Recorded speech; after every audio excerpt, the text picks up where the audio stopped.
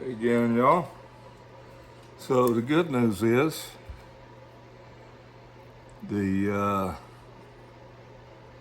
the glue and grinding compound work pretty good. I can see the gears that they feel perfect now.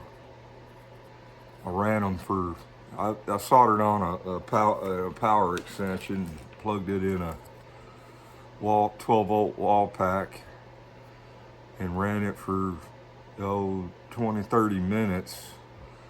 Kept reapplying the grinding compound, which became a victim. I lost the lid out in the front, but I put it in a baggie. We're all right.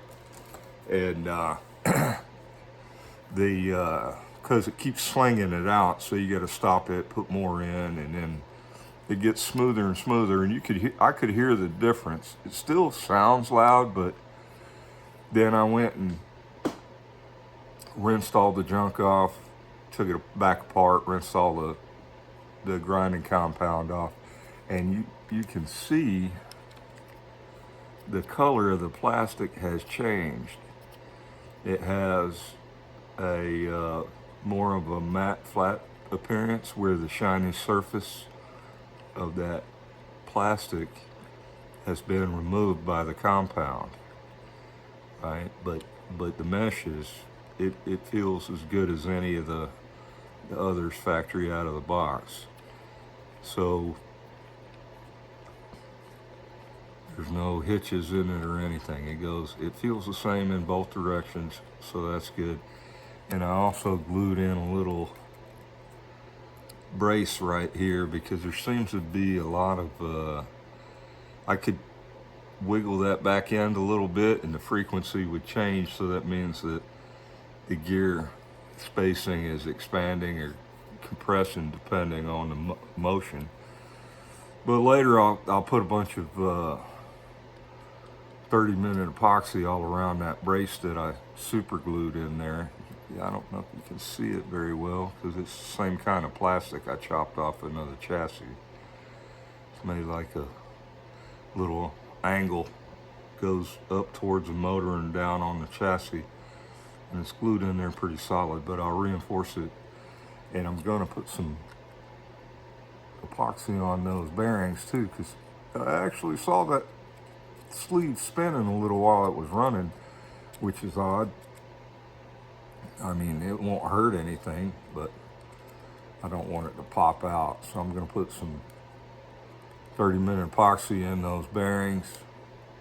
Going to leave this one as it is. The other chassis, when I get that new gear set, I'll put that on and we'll see how that runs. I did scraped up the end of the axle where I pulled this wheel off, and put some super glue in there when I pressed it back on, and that should hold pretty good.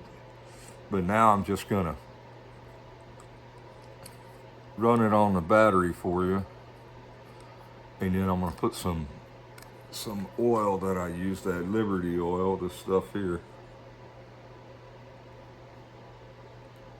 If you use Liberty liberally, you won't hear no whining. That's good stuff. I got it off the eBay a year or two ago, but here's what it sounds like dry with no oil. Still seems loud, but uniform. So now get some oil down in here, some on the axle surface. I'm gonna work that around.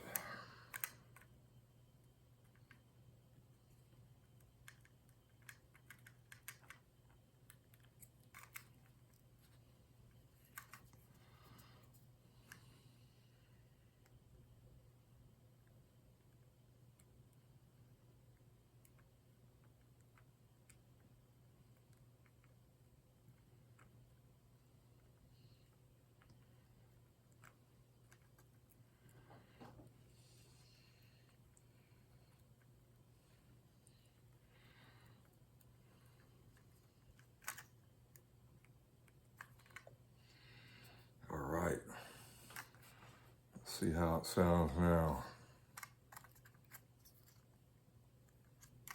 I can get the battery back.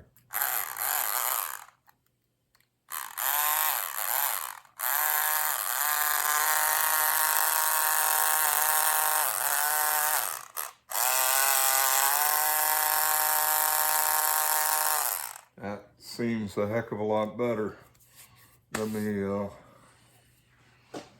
run a Carrera motor just so you can kind of hear for a reference. So I can get on the...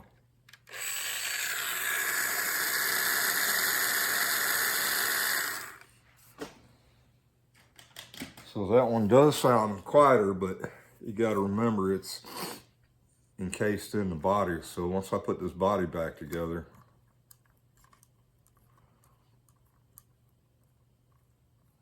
and I'm sure to be quieter on the track.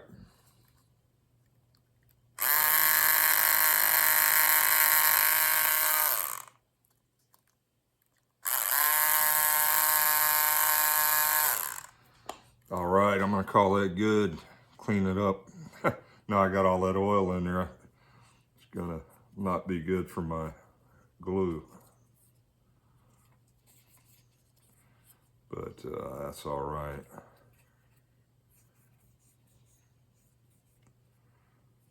Definitely gonna glue that all up before it's first time on the track.